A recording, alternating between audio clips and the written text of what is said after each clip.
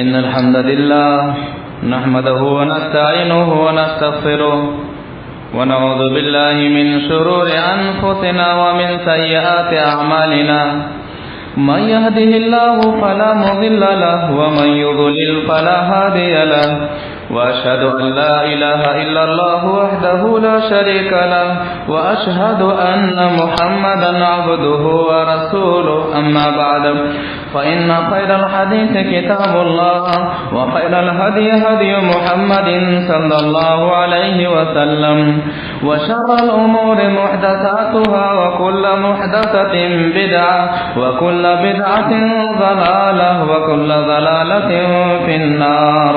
فأعوذ بالله السميع العليم من الشيطان الرجيم من همزه ونفخه ونفسه. يا أيها الذين آمنوا اتقوا الله حق تقاته ولا تموتن إلا وأنتم مسلمون. بسم الله الرحمن الرحيم. يا أيها الناس اتقوا ربكم الذي خلقكم من نفس واحدة وخلق منها زوجها وبث منهما رجالا كثيرا ونساء واتقوا الله الذي تساءلون به والأرحام إن الله كان عليكم رقيبا. يا أيها الذين آمنوا اتقوا الله وقولوا قولا سديدا يصلح لكم أعمالكم ويغفر لكم ذنوبكم ومن يطع الله ورسوله فقد فاز فوزا عظيما. پیدائش سے لے کر عقیقہ تک اس تعلق سے گزشتہ جمعہ چند باتیں ہم سب نے سنا. مزید اسی کڑی کو آگے بڑھاتے ہوئے کہ اولاد اگر 6 مہینے کی مدت میں پیدا ہو جائے تو اسلام اس تعلق سے کیا کہتا ہے؟ عموماً 9 مہینے میں بچے کو پیدا ہونا ہے. 6 ماہ میں اگر بچے کی ولادت ہو جائے تو ولادت اسلام کی روح سے جائز ہے کہ نہیں؟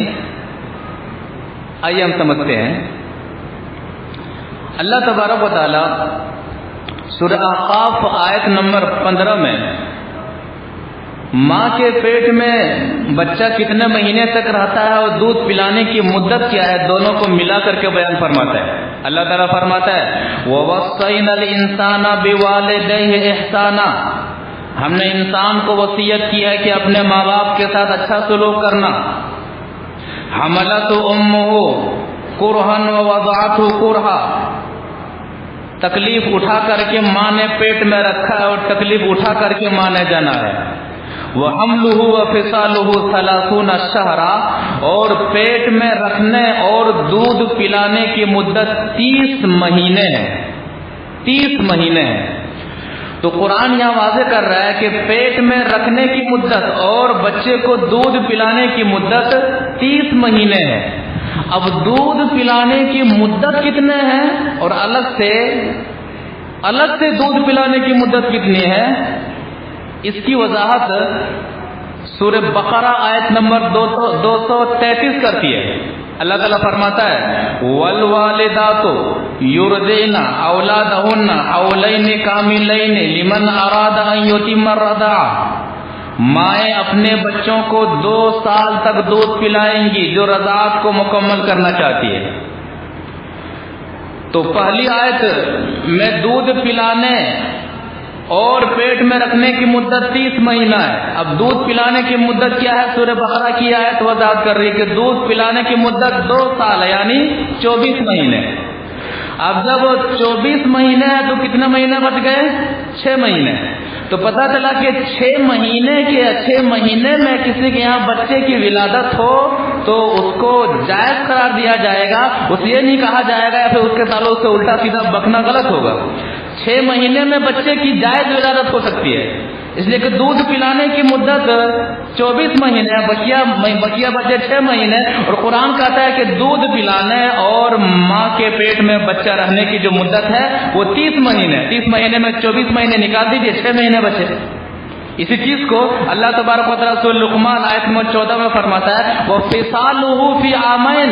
دودھ چھڑائی کی جو مدت ہے وہ 2 سال ہے. تو دودھ چھڑائی کی مدت 2 سال، تو 2 سال اور 6 مہینے، تو 6 مہینے میں بچے کی جائز ولادت ہو سکتی ہے۔ وقت ولادت کی جو تکلیف ہوتی ہے واقعی بڑی تکلیف کا معاملہ ہوتا ہے۔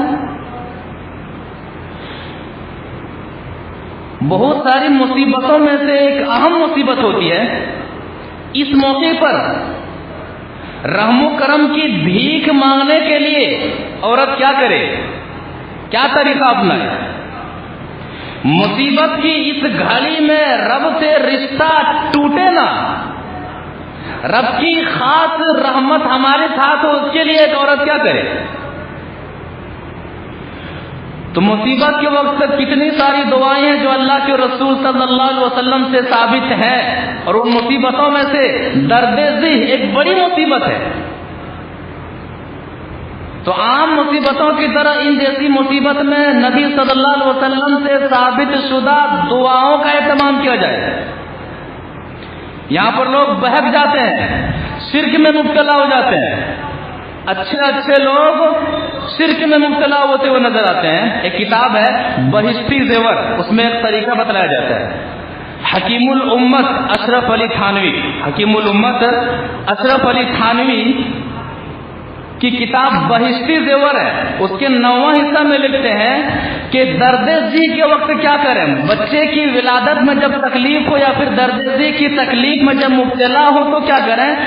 کہتے ہیں کہ سورہ انشقاق، اذا السماء انشقت واذنت لربها وحقت واذا الارض مدت والقت ما فيها وتخلت واذنت لربها وحقت، کہ سورہ انشقاق کی ابتدائی 5 آیات کو لکھ کر کے پاک کپڑے میں لپیٹ دیجئے، اور پاک کپڑے میں لپیٹ کر کے عورت کی ران پر جا کر کے باندھ دیجئے۔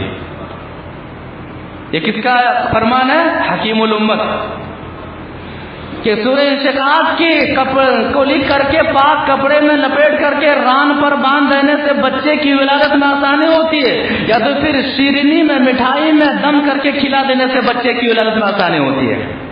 یہ جہالت ہے۔ حکیم الامت دیوبندیوں کے جو حکیم ہے، حکیم کی جہالت کا یہ عالم ہے، تو جو حکیم الامت کے مریضوں کی جہالت ہے کیا عالم ہوگا؟ کیا فرمایا اللہ کے رسول صلی اللہ علیہ وسلم نے تعلق سے؟ ایک حدیث سے اس کی وضاحت ہوتی ہے، اور اس قول حکیم الامت کے اس قول کی رد ہوتی ہے۔ وعن عقبة بن عامر الجهني أن رسول الله صلى الله عليه وسلم أقبل عليه رهط فبايعه 9 وأمسك عن واحد، فقال يا رسول الله بايعت 9 وتركت هذا، فقال إن عليه تميمة، فأدخل يده فقطعها فبايعه، وقال من علق تميمة فقد أشرك، رواه أحمد في مسنده۔ مسند احمد کی حدیث ہے، صحیح حدیث ہے، راوی حدیث ہے تو عقبہ بن عامر الجہنی رضی اللہ تعالیٰ عنہ ہے۔ وہ فرماتے ہیں کہ 10 آدمیوں کی ایک جماعت محمد صلی اللہ علیہ وسلم کے پاس آتی ہے۔ رہط اسم ہے، عربی میں 1 سے لے کر کے یا پھر 3 سے لے کر کے 10 کے درمیان کے لیے رہط کا لفظ استعمال ہوتا ہے۔ تو 10 آدمیوں کی ایک جماعت محمد صلی اللہ علیہ وسلم کے پاس آتی ہے۔ وَبَايَعُهُ 9 وَأَمْسَكَ عَنْ وَاحِدٍ، 9 آدمیوں سے محمد صلی اللہ علیہ وسلم مصافحہ کرتے ہیں، بیعت کرتے ہیں، اور ایک آدمی سے ہاتھ نہیں ملاتے ہیں، ایک آدمی سے مصافحہ نہیں کرتے ہیں۔ یعنی اس آدمی کی عمل سے کس قدر شدید نفرت محمد صلی اللہ علیہ وسلم کو کہ ان سے ہاتھ کھینچ لیتے ہیں، ہاتھ بھی نہیں ملا رہے۔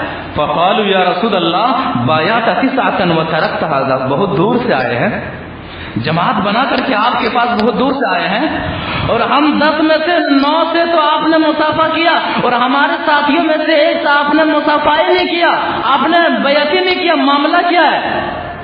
کہتے ان علیہ تمیمتن، تعویذ لٹکا رکھا ہے۔ کیا فرمایا؟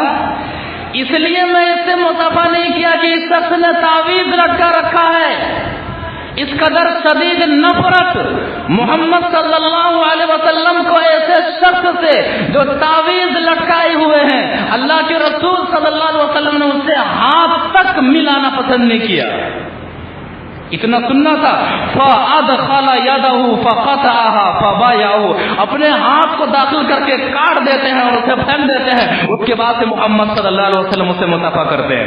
اس کے بعد نبی صلی اللہ علیہ وسلم فرماتے ہیں من علق تمیمۃ فقد اشرک، جس نے تعویذ لٹکایا اس نے شرک کیا. کتنا اہم معاملہ ہے. یہاں دیوبندیوں کے حکیم الامت کہہ رہے ہیں کہ مصیبت کے وقت ایسا کرنے سے بچے کی پیدائش میں آسانی ہوگی، اور حقیقی معنوں میں حکیم الامت آمنہ کے لال محمد صلی اللہ علیہ وسلم کا فرمان ہے کہ کسی بھی وقت ایسا کرو گے تو مشرک ہو جاؤ گے. تعویذ لکھ کے دیتا تھا عمر طویل کے، عمر طویل لمبی عمر، شعر ہے کہ تعویذ لکھ کے دیتا تھا عمر طویل کے، عامل وہ خود بیچارہ جوانی میں مر گیا. تعویذ کی وجہ سے آدمی دوسری مصیبت کا شکار ہو جاتا ہے. پہلی مصیبت جسم اس کا بیمار ہے، دوسری مصیبت جب وہ تعویذ لٹکا لیتا ہے اس کی روح بیمار ہو جاتی ہے، ایمان نکل جاتا ہے، مشرک ہو جاتا ہے. ہمارے معاشرے و سماج میں لوگ ہیں اور جو اپنے آپ کو پکے اہل حدیث کہتے ہیں کہ ہم اہل حدیث کے خاندان سے ہیں، لیکن بزنس شروع کرنے سے پہلے نیاز فاتحہ بھی کرا رہے ہیں. بزنس کے اسباب کو خریدنے کے بعد اس کو بزنس میں ڈالنے کے لیے نیاز فاتحہ بھی کروا رہے ہیں. گلے کے اوپر تعویذ لٹکائے ہوئے، پھر کیا کریں؟ ہمارے باپ دادا سے چلا آ رہا ہے کہ ہم اہل حدیث ہیں. اللہ کرے کہ ایسے لوگوں کو توبہ کی توفیق دے، ورنہ اسی حالت میں اگر وفات ہو جاتی تو اس کا شمار اہل حدیثوں میں نہیں مشرکوں میں ہوگا، اور ان کا وہی حشر ہوگا جو ایک عام مشرکوں کے ساتھ ہوتا ہے. اگر خاندان میں کسی کے دیندار ہونے سے دوسرے خاندان والوں کو رعایت مل جاتی تو سب سے پہلے یہ رعایت محمد صلی اللہ علیہ وسلم کے چچا ابو طالب کو ملتی. مصیبت میں کریں کیا؟ دعائیں جو اللہ کے رسول صلی اللہ علیہ وسلم ثابت ہے. مثال کے طور پر یہ چند دعائیں. وعن ابن عباس رضی اللہ تعالی عنہما حسبنا اللہ ونعم الوکیل قالها ابراہیم حين القي في النار وقال محمد صلی اللہ علیہ وسلم حين قالوا ان الناس قد جمعوا لكم فاخشوهم فزادهم ایمانا وقالوا حسبنا اللہ ونعم الوکیل. رواہ البخاری کی کتاب التفسیر، بخاری شریف کی حدیث ہے. راوی حدیث حضرت عبداللہ بن عباس رضی اللہ تعالیٰ عنہما، وہ فرماتے ہیں کہ اللہ کے رسول کے وہ فرماتے ہیں کہ ابراہیم علیہ السلام کو جب آگ میں ڈالا گیا تو ابراہیم علیہ السلام نے یہ کہا حسبنا اللہ ونعم الوکیل، اللہ تعالیٰ ہمارے لیے کافی اور وہی بہت ہی میرا اچھا کارساز ہے. اللہ تبارک و تعالیٰ کے حکم سے آگ ٹھنڈی ہو جاتی ہے، نہ زیادہ ٹھنڈی ہوتی ہے نہ گرم ہوتی ہے. محمد صلی اللہ علیہ وسلم کو جب جنگ میں ڈرایا گیا کہ فوج لشکر آ رہا ہے، محمد صلی اللہ علیہ وسلم اور ان کے ساتھیوں نے ہی کہا کہ حسبنا اللہ ونعم الوکیل، اللہ تبارک و تعالی ہمارے لیے کافی ہے، اللہ تبارک و تعالی ہمارا کارساز ہے. جب بھی مصیبت اور پریشانی کے اندر آدمی مبتلا ہو، بے چینی کے اندر مبتلا ہو، چاہے وہ ولادت کی پریشانی ہو، چاہے زندگی میں کوئی اور پریشانی ہو، ان جیسی دعاؤں کا سہارا لیا جائے. حسبنا اللہ ونعم الوکیل، خوشی لانے والی ذات بھی وہی ہے، مصیبت لانے والی ذات بھی وہی ہے. اور ایک حدیث وعن سعد ان النبي صلی اللہ علیہ وسلم قال دعوت ذی النون اذ دعا وهو يقول دعوت ذی النون اذ دعا وهو يقول لا اله الا انت سبحانك انی كنت من الظالمین فانه لم يدع بها رجل مسلم في شيء قط الا استجاب الله له. رواه الترمذی فی ابواب الدعوات. ترمذی شریف کی حدیث ہے. راوی حدیث حضرت سعد رضی اللہ تعالی عنہ ہے.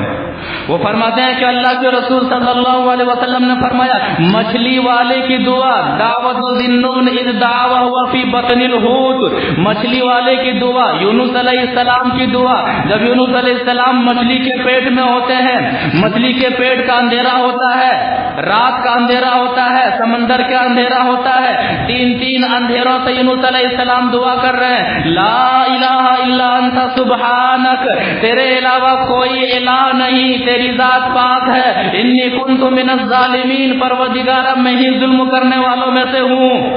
تین اندھیروں سے پکار رہے ہیں، آج ہم زمین کے اوپر پھر بھی رب کو ڈائریکٹ پکارنا نہیں چاہتے ہیں۔ حدیث کہتی ہے فَإِنَّهُ لَمْ يَدْعُ بِهَا رَجُلٌ مُسْلِمٌ فِي الشَّيْءٍ قَطُّ، اس دعا کے ذریعے سے جو مسلمان رب کو پکارتا ہے، رب سے مانگتا ہے، إِلَّا اسْتَجَابَ اللَّهُ لَهُ، اللہ تبارک و تعالیٰ اس کی دعا قبول کر لیتا ہے۔ لا الہ الا انت سبحانک انی کنت من الظالمین۔ اور ایک حدیث وعن انس رضی اللہ تعالی عنہ کان النبی صلی اللہ علیہ وسلم اذا قربه امر فقال یا حی یا قیوم برحمتک استغیث، رواه الترمذی فی ابواب الدعوات، ترمذی شریف کی حدیث ہے۔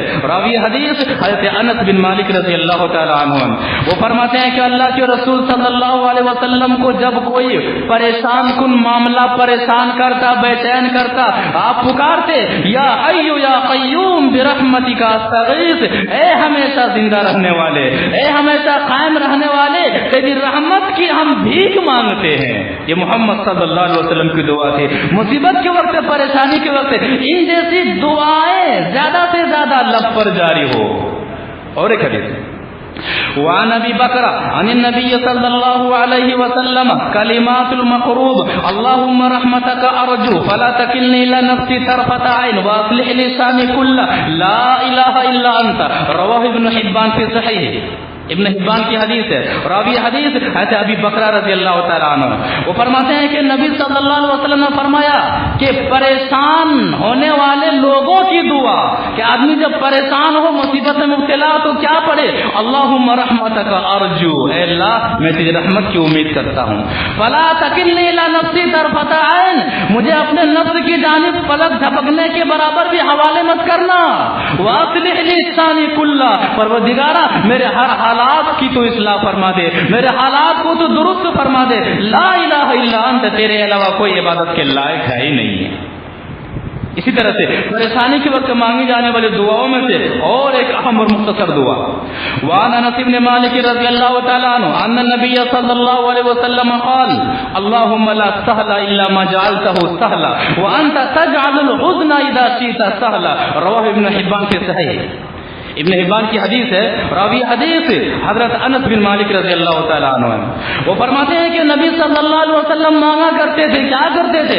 اللہم لا سہل الا ما جعلتہ سہلا، اے اللہ جس کام کو تو آسان کر دے وہ کام آسان ہو ہی جاتا ہے۔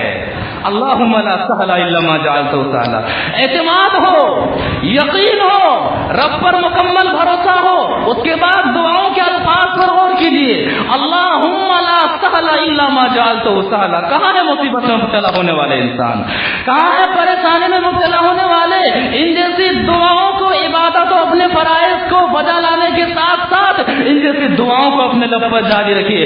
اللہم لا سہل الا ما جعلتہ سہلا، اے اللہ دیکھنے میں میرے لیے یہ کام مشکل ہے، میرے لیے یہ پریشانی مشکل ہے، لیکن اللہم لا سہل الا ما جعلتہ سہلا، اے اللہ تو جسے آسان کر دے وہ کام آسان ہو جاتا ہے۔ وانت تجعل الحزن اذا شئت سہلا، اور تو جب چاہے مصیبت کو آسانی میں بدل دیتا ہے، تو جب چاہے پریشانی کو خوشی میں بدل دیتا ہے۔ تو ولادت کے وقت کی تکلیف اور پریشانیوں میں سے ایک پریشانی، ان پریشانی میں ہماری ماؤں اور بہنوں کو ان جیسی دعاؤں کا اہتمام کرنا چاہیے، اور زیادہ سے زیادہ رب سے رحمت کی امید لگاتے ہوئے ان جیسی دعاؤں کا ورد کرنی چاہیے، اور ایسے موقع پر شرک و بدعت و خرافات سے بچتے رہنا چاہیے۔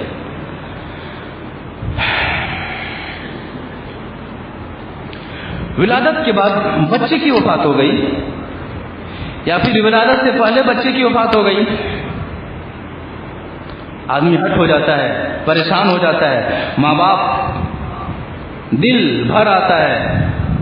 اگر ولادت کے کچھ دنوں کے بعد بالغ ہونے سے پہلے جب بچہ پیارا ہوتا ہے، لاڈلا ہوتا ہے، لوگ اسے پیار سے گلے لگا رہے ہوتے ہیں، چوم رہے ہوتے ہیں، ایسے موقع پر اگر کسی بچے کا انتقال ہو جائے تو یہ ایسا غم ہوتا ہے جو ماں باپ کے دل سے اترتا نہیں ہے جلدی، یہ غم اسے کھائے جاتا ہے اندر اندر۔ لیکن ایسے موقع پر شریعت انہیں تسلی دیتی ہے کہ یہ بچے اگر یہاں نہیں تو وہاں ملیں گے۔ وہ کیسے ملیں گے؟ حدیث وعن ابي هريره رضي الله تعالى عنه قال قال رسول الله صلى الله عليه وسلم لا يموت لمسلم ثلاثه من الولد فيلج النار الا تحله القسم رواه ابو عبد الله وان منكم الا واردها رواه البخاري في كتاب الجنائز. بخاری شریف کی حدیث ہے. راوی حدیث حضرت ابو ہریرہ رضی اللہ تعالی عنہ ہے. وہ فرماتے ہیں کہ اللہ کے رسول صلی اللہ علیہ وسلم نے فرمایا جس مسلمان کے 3 بچے وفات پا جائے, مر جائے, یہ تینوں بچے کل قیامت کے روز جنت میں جانے کے سبب بنیں گے, جہنم سے بچنے کے سبب بنیں گے. اللہ تحلۃ القسم, ہاں قسم کو پورا کرنے کے لیے جہنم پر سے گزرنا پڑے گا. وہ قسم کیا ہے؟ وَإِن مِّنكُمْ إِلَّا وَارِدُوهَا. سورہ مریم آیت نمبر 71. جو پل صراط ہے, پل صراط میں جو جہنم کے اوپر یہ جو پل ہوگا, یہ جو راستہ ہوگا, ان میں سے ہر ایک کو گزرنا پڑے گا. جو مومنین ہوں گے وہ راستے کو پار کر لیں گے, جن کے دل میں ایمان نہیں ہوگا وہ وہیں سے جہنم میں کٹ کر کے گر جائیں گے. تو قسم پورا کرنے کے لیے ایسے شخص کو گزرنا پڑے گا جہنم کے اوپر سے, لیکن جہنم میں جائیں گے نہیں, اور بچے تینوں انہیں بچا لیں گے. ایک شرط, دوسری حدیث سے ایک شرط معلوم ہوتی ہے. وہ شرط یہ ہے کہ بچوں کی وفات بلوغت سے پہلے ہو. حدیث وعن انس بن مالک رضی اللہ تعالی عنہ قال قال رسول اللہ صلی اللہ علیہ وسلم ما من الناس من مسلم يتوفى له 3 لم يبلغ الحلم الا بفضل الله رحمته اياهم رواه البخاري في كتاب الجنائز. بخاری شریف کی حدیث ہے. راوی حدیث ہے انس بن مالک رضی اللہ تعالی عنہ.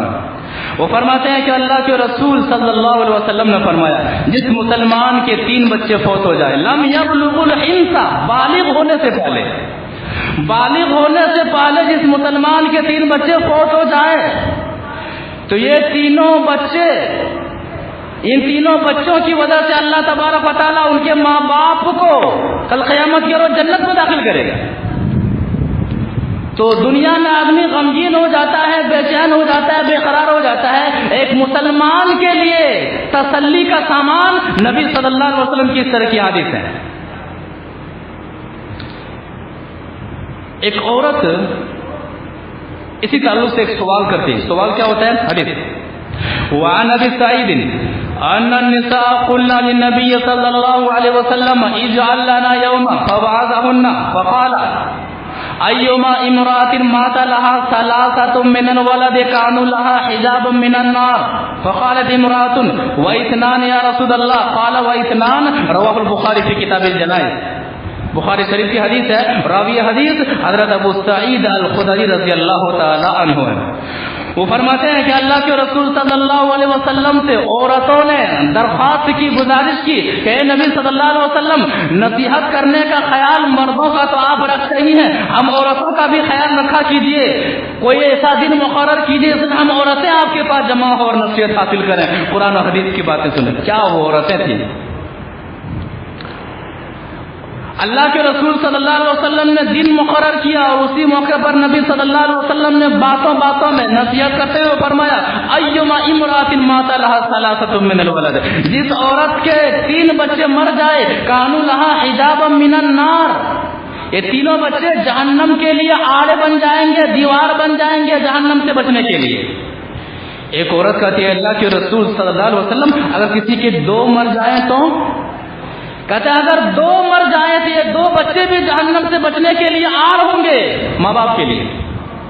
ایک حدیث میں ہے کہ ایک بچہ بھی اگر مر جائے پھر بھی وہ اس فضیلت سے مالا مال ہوگا انشاءاللہ. حدیث وعن معاویہ بن قرہ عن ابیہ ان رجلا يقترب الى النبي صلى الله عليه وسلم مع بني له ففقده النبي صلى الله عليه وسلم فقالوا يا رسول الله مات فقال النبي صلى الله عليه وسلم لأبيه اما يسرك الا تأتي بابا من ابواب الجنة الا وجدته ينتظرك رواه احمد في رواه ابن حبان في صحيح. ابن حبان کی حدیث ہے. راوی حدیث ہے معاویہ بن قرہ رضی اللہ تعالیٰ عنہ, وہ اپنے باپ سے روایت کرتے ہیں. وہ کہتے ہیں کہ ایک صحابی اپنے بچے کے ساتھ نبی صلی اللہ علیہ وسلم کی مجلس میں حاضری لیا کرتے تھے. بچے کو غائب پایا اچانک محمد صلی اللہ علیہ وسلم نے کہ بچہ کیا ہوا؟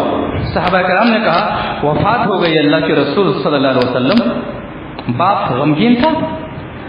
نبی صلی اللہ علیہ وسلم نے باپ سے کہا، باپ کو مخاطب کرتے ہوئے فرمایا اما یسرک اللہ تاتی بابا من ابواب الجنہ الا وجدته ينتظرک، آپ کے بچے کا انتقال ہو گیا ہے، کیا تو اس بات سے خوش نہیں ہے کہ جب تو جنت میں جائے گا تو جنت کے جس دروازے سے بھی داخل ہوگا وہاں پر اپنے بچے کو تو انتظار کرتا ہوا پائے گا؟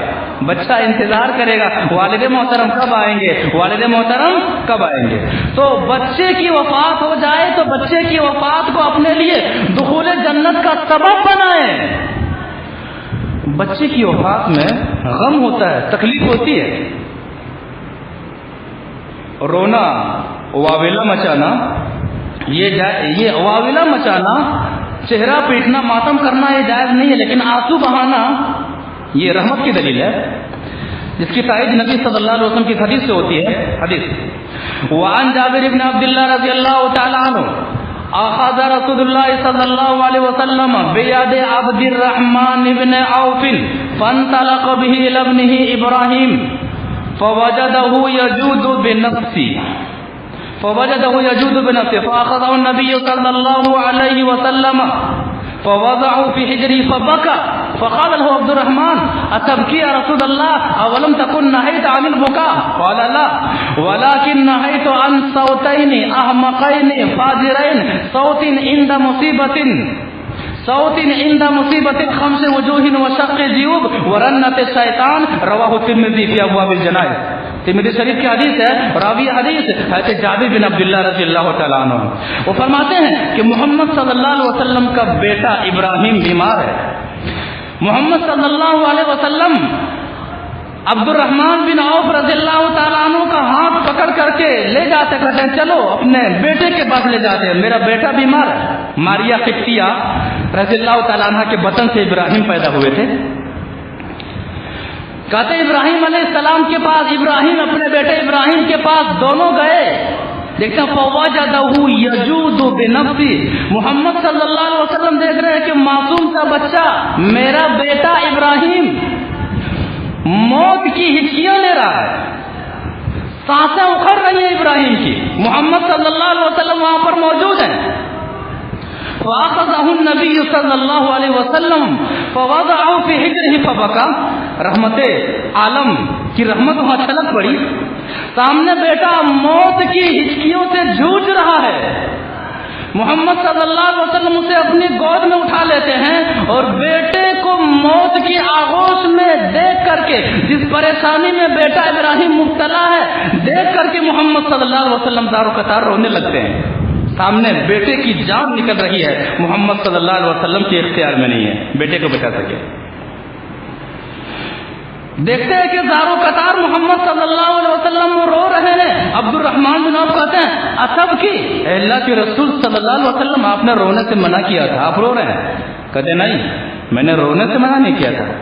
ولیکن نہیت عن صوتین احمقین فاجرین، میں نے دو فاجر اور گناہگار آوازوں سے میں نے منع کیا، صوت عند مصیبت خمس وجوہ وشق جیوب، مصیبت کے وقت کپڑا پھاڑنے سے میں نے منع کیا ہے، مصیبت کے وقت چہرہ نوچنے سے، واویلا مچانے سے میں نے منع کیا ہے، ورنت شیطان، اور ڈھول باجے جو شیطان کی آواز ہے ڈھول باجے سے میں نے منع کیا ہے، اور مصیبت کے وقت چہرہ پیٹنے سے میں نے منع کیا ہے۔ تو اولاد کی وفات بلوغت سے پہلے ہو جائے تو دخول جنت کا سبب ہے۔ یہاں پر ایک بات جو عقیدے والی بات ہے کہ محمد صلی اللہ علیہ وسلم کا بیٹا ابراہیم موت کی پریشانی میں مبتلا ہے، اور محمد صلی اللہ علیہ وسلم کو اختیار نہیں ہے کہ اپنے بیٹے کے لیے زندگی دے سکے، اپنے بیٹے کو بچا سکے۔ اس قدر بے بس ہے کہ نبی صلی اللہ علیہ وسلم آنسو بہا رہے ہیں۔ ہائے ہائے، ہم مسلمانوں نے اس عقیدے کو بھلا دیا، خاص کر کے ہمارے بریلوی بھائیوں نے اس عقیدے کو بھلا دیا۔ ان کے یہاں تو ان کے بنائے ہوئے جو اولیاء ہیں وہ مردوں کو زندہ کرتے ہیں۔ کیا مطلب؟ مطلب یہ کہ ان کے جو بنائے ہوئے ولی ہیں وہ مرے ہوئے وہ زندہ کر دیتے ہیں. خود وہ لکھتے ہیں المنقوذ کے اندر، جو المنقوذ کے اندر جو حصہ چہاروں میں اس کے اندر لکھتے ہیں، احمد رضا خان کا واقعہ لکھتے ہیں زندہ کرنے کا. پوچھا جاتا ہے کہ کیا اللہ کے جو ولی ہیں وہ بھی مردوں کو زندہ کرتے ہیں؟ کہتے ہاں. واقعہ بتاتے ہیں کہ ایک مرتبہ سیدی احمد نام کا زندہ پیر راستے سے جا رہے تھے، دیکھا ایک ہاتھی مرا پڑا ہوا ہے، لوگ وہاں پر جمع ہے، پوچھا کیا ہوا ہے؟ کہتے ہاتھی مرا ہے. کہتے ہاتھی مرا ہے، سونڈ ویسی ہی ہے، آنکھیں ویسی ہی ہیں، ہاتھ ویسے ہی ہیں، پیر ویسے ہی ہیں، جب سب کچھ ویسے ہی ہے تو مرا کیسے؟ کہتے اتنا کانا تھا کہ وہاں سے زندہ ہو گیا. اسی وقت سے اس کو لقب زندہ پیر دے دیا گیا. میرے بریلوی بھائیوں آنکھیں کھولیے، اسے اب کیا کہنا چاہ رہے ہیں کہ جو اختیار اللہ تبارک و تعالیٰ نے آمنہ کے لال محمد صلی اللہ علیہ وسلم کو نہیں دیا، وہ اختیار احمد رضا خان تمہارے ولیوں کو دیا ہے. جو اختیار محمد صلی اللہ علیہ وسلم کو نہیں، وہ اختیار ان کے بنائے ہوئے ولیوں کو ہے کہ مردوں کو زندہ کر دے. محمد صلی اللہ علیہ وسلم کے بیٹا موت کی پریشانی میں جھوج رہے ہیں، آنسو بہہ رہے ہیں، اس قدر بے بس ہے کہ اسے زندہ کرنے کی طاقت آمنہ کے لال محمد صلی اللہ علیہ وسلم کو نہیں. کیا خوب کہا تھا مولانا حالی مرحوم نے کہ کرے غیر گربت کی پوجا تو کافر، کرے غیر گربت کی پوجا تو کافر، جو ٹھہرائے بیٹا خدا کا تو کافر، جھکے آگ پر بہرے سجدہ تو کافر، کواکب میں مانے کرشمہ تو کافر، مگر مومنوں پر کشادہ ہے راہیں، پرستش کریں شوق سے جس کی چاہیں، نبی کو جو چاہے خدا کر دکھائیں، اماموں کا رتبہ نبی سے بڑھائیں، مزاروں پہ دن رات نظریں چڑھائیں، شہیدوں سے جا جا کے مانگے دعائیں، نہ توحید میں کچھ خلل اس سے آئے، نہ اسلام بگڑے نہ ایمان جائے. اگر یہی اسلام ہے تو توحید کیا ہے؟ تو بتانا مقصود یہ ہے کہ ایک مسلمان کا عقیدہ اس تعلق سے ہونا بہت ضروری ہے کہ موت و حیات کا مالک اللہ ہے. اللہ اگر چاہے تو ماں کے پیٹ میں بچے کو مار سکتا ہے، ماں کے پیٹ سے باہر ہونے کے بعد اللہ تبارک و تعالیٰ بچے کو مار سکتا ہے، جب چاہے اللہ تبارک و تعالیٰ موت دے سکتا ہے. موت پر مکمل اختیار اگر کسی کو ہے تو صرف اور صرف اللہ رب العالمین کو ہے، کسی اور کوئی حق نہیں ہے. تو بچے کی ولادت کے وقت یا پھر پریشانی میں ایک مسلمان عورت کو کیا پڑھنا چاہیے؟ بچے کی وفات ہو جائے، ماں باپ جب غمگین ہو جاتا ہے، ایسے موقع پر ان جیسی احادیث کو سامنے رکھتے ہوئے آخرت کے دن پھل پانے کا اور آخرت کے دن ثمرہ پانے کی نیت میں صبر کرنا چاہیے، واویلا نہیں مچانا چاہیے، اللہ تبارک و تعالیٰ کی حمد بیان کرنی چاہیے. اس سے ایمان میں اضافہ ہوتا ہے. اللہ تبارک و تعالیٰ مزید